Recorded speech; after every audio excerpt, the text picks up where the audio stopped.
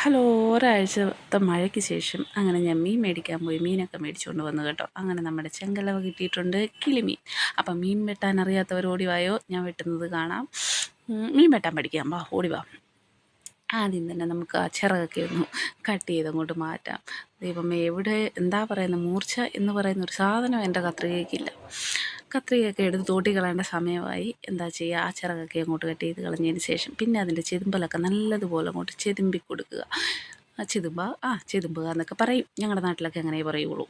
പിന്നെ നമ്മുടെ ഈ ചെങ്കലവയായിട്ട് നന്നായിട്ട് നല്ല ചെതുമ്പലുണ്ടാവും. അത് എത്ര ചെതുമ്പി കളഞ്ഞാലും കാണും.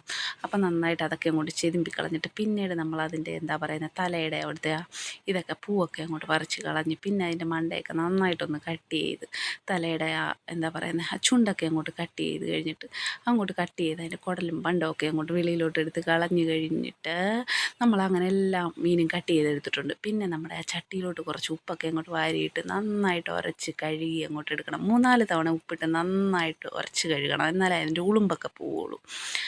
അപ്പം അതിന് ശേഷം നമുക്ക് ഫ്രിഡ്ജിൽ വെക്കാനുള്ള മീനകത്ത് കുറച്ച് വെള്ളമൊക്കെ ഒഴിച്ച് ഫ്രിഡ്ജിലോട്ട് വെച്ചു.